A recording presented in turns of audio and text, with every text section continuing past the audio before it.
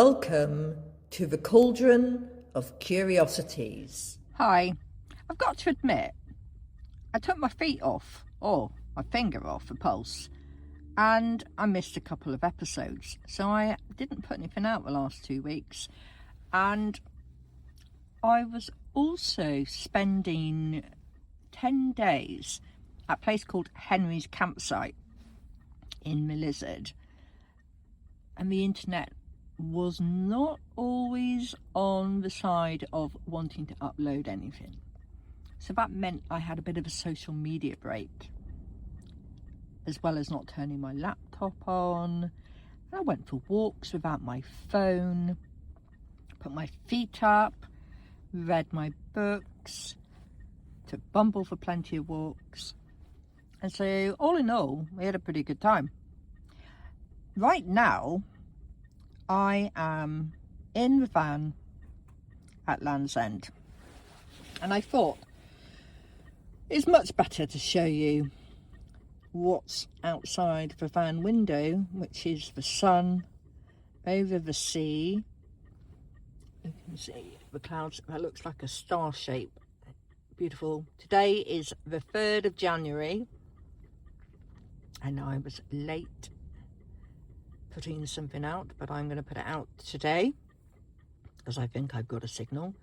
And I just wanted to talk to you about some of the things that I have been doing in between and what I've been thinking about.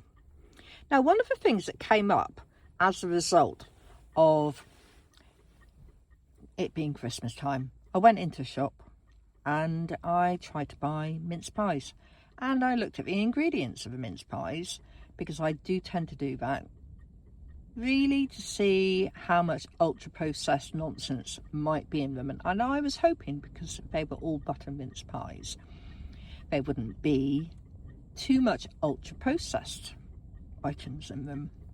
Now, there is a book all about ultra-processed food and the science behind it, and why you should maybe consider not eating ultra-processed food. But it's done on the lines of, do you know what the actual ingredient is, or do you have to go and look it up? That's number one.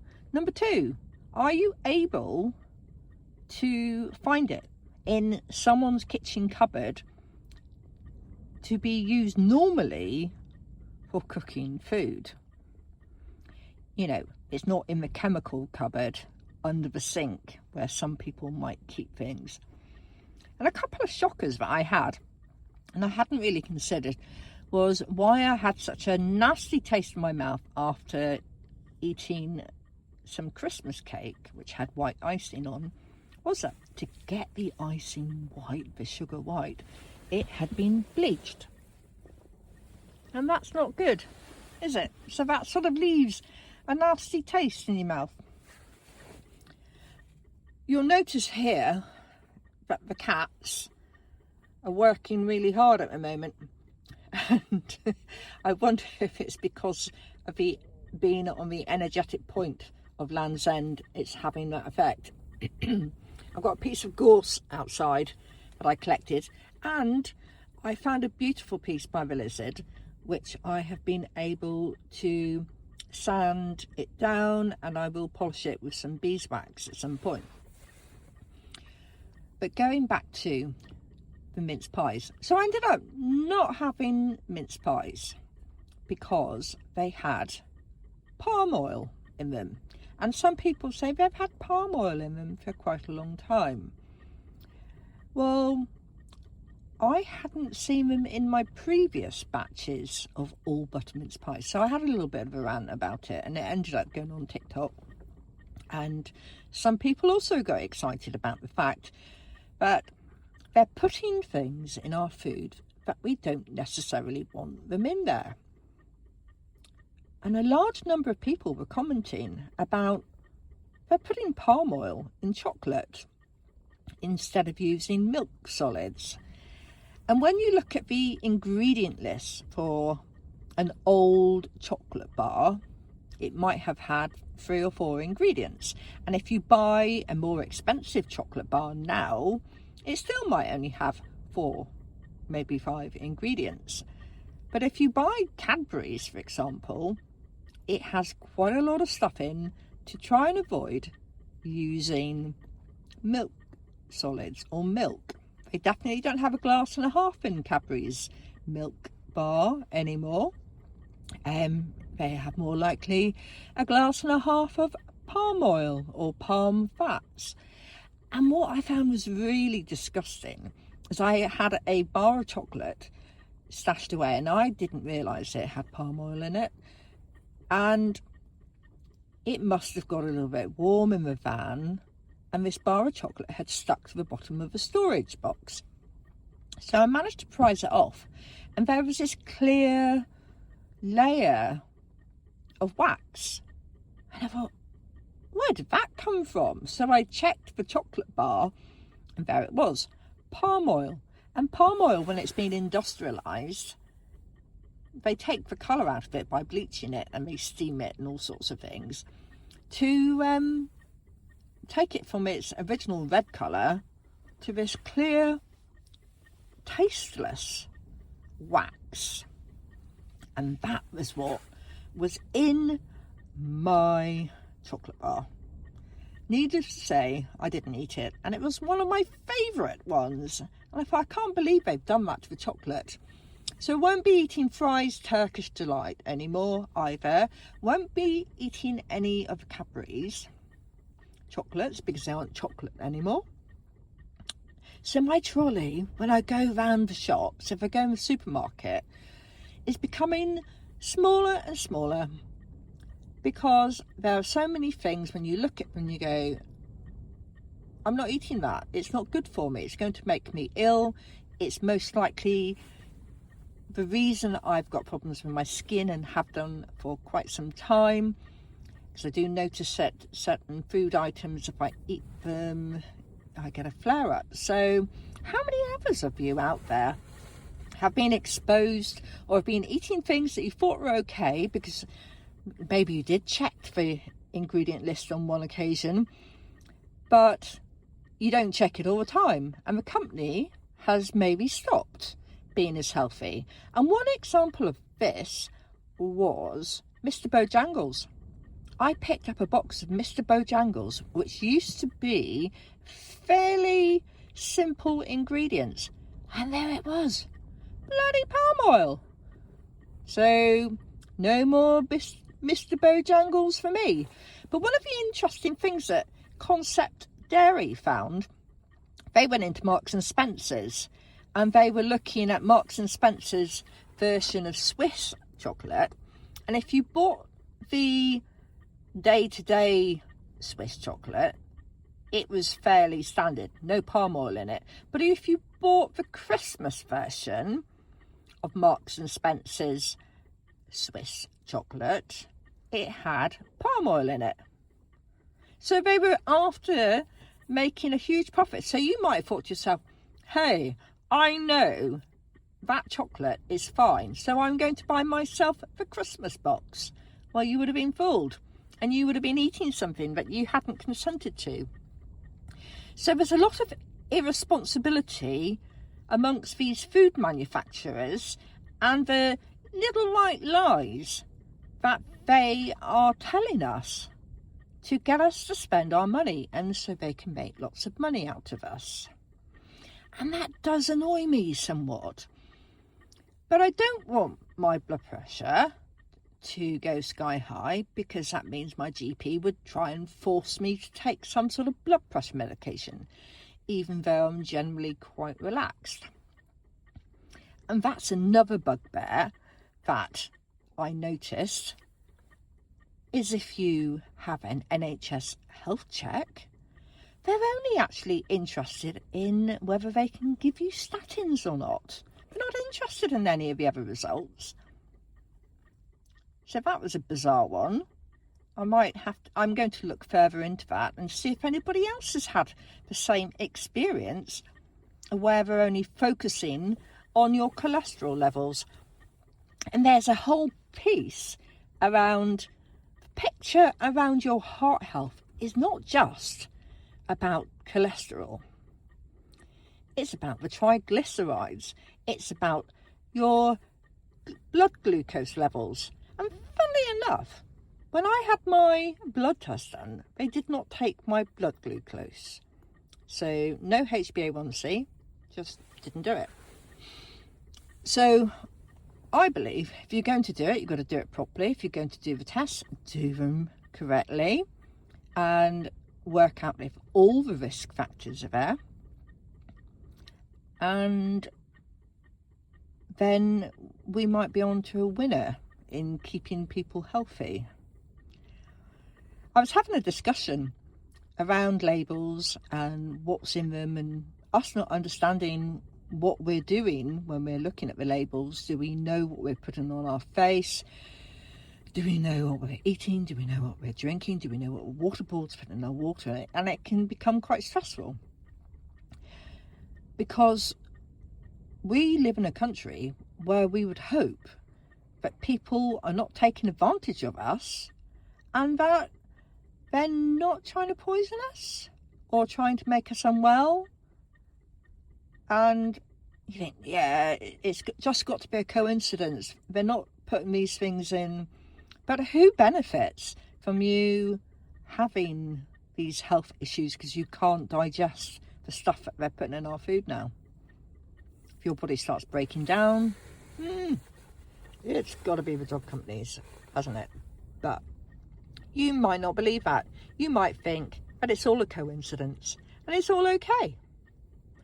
And some of you might say, well, cook all your food at home. And yeah, people can choose to do that.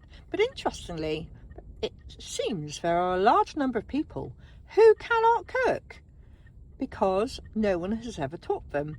And some schools don't have home economics. So children are not learning how to cook at school. So what do? There are kitchens, there are some community kitchens, but I did notice that the community kitchens get well and truly hammered by health and safety over the equipment they are expected to have and have maintained and monitored just to bring a community together to cook and eat together. Now, there must be a way around it, and if any of you know of any community kitchens that have a more relaxed attitude towards cooking and eating together, making use of community kitchens without having to have a full industrial way forward, because that starts smelling like grants and the government poking their nose in, then maybe we don't want the government poking their nose into that one, because whenever they start showing an interest, it starts changing. And their agenda isn't necessarily the agenda of the average person living in this country. Now, whilst I'm talking to you, I'm looking at a cloud formation. And that's a pretty cool one, isn't it? I'm going to zoom out a bit because you can see the clouds with the sun. And I'm obviously distracted as usual looking at that. It almost looked like a skull and crossbones at one point, and those wings coming out, amazing. When I was driving down, I looked over the hedge and it looked like a town with the lights on, and then I realised actually no, it was the way the sun was glinting off the sea. Or maybe I could see Lyonesse over the hedge. That's something to think on as well, isn't it? Anyway, going back to labels. So, do any of you know of any really good shops for buying food that's clean, that hasn't got lots of ultra-processed products in it? Farm shops should be a good call, but they don't all subscribe to the not ultra processed food idea. And when I went in one recently, most of their bread products had palm oil in, and I don't want to eat that.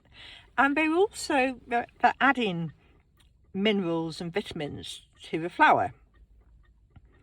which I don't want that really either. I would just like the plain flour. If I want my vitamins and minerals, then I would like to get them from my diet, other things in my diet. But you do wonder if some of these substitutes, because a lot of the substitutes that I've been reading about, take maltodextrin for example, glucose syrup comes from starches, it's not from sugar. So it's all of these are coming from grains, and one of the ones that's quite popular is using rice, and it might be a rice-based glucose syrup. Maltodextrin actually can create issues with your stomach. It interferes with the probiotics, and the research suggests that it could actually contribute towards you developing E. coli, which you really do not want. But there it is in so many different food products, and it's also in animal products, and some of them are meant to be herbal, healthy ones for animals, and you've got maltodextrin waving at you. So beware. There are clean alternatives out there that you can keep an eye out for. Tapioca starch is out there, but I sort of asked ChatGPT, I said, what were they using before? What did they use before maltodextrin? And ChatGPT said dairy products. They would have used milk or fat. And maltodextrin, it extends the shelf life, which means the food doesn't go off, so they can leave it on the shelf for a year or whatever timeline they've got. That means they can make their profit. They're not wasting any food. But then if there was a better cycle between supply and demand, you wouldn't need to have such a long shelf life, surely. These are all thoughts that I'm cogitating through. So I just wanted to also let you know, I will be keeping an eye out for good farm shops, and I will be making a note of those. Bumblebee and I are in Land's End today. We weren't allowed to get a photograph by the signpost because that's now a business and you're not allowed to have a photo there. You have to pay for that privilege. And we will be going up the A30 and going around the whole of the UK. So I'm not saying we're going around every patch of the UK, but we will be doing a circumnavigation of the United Kingdom. That means we are heading towards Scotland. And Bumble's not been to Scotland before, so it will be interesting to see. I am going to invest in a new bed, which is like a tent bed, so he can stay warmer in the van. It got a bit cold last night and he did not cope too well with that. So we're looking at what we can do to make the Bumble warmer. He's currently, I'll show you, got a tent made out of fleece blanket and he's tucked away. Bless him. So this is goodbye from me at Land's End and goodbye from Bumble. Beautiful sunshine. And if you've got any thoughts or comments around ingredients and where we can find clean food to eat, and any ideas, recipes and all sorts of things are worth sharing. This is my mission for 2026. Well, it's going to be one of them. And I look forward to catching up with you on the podcast.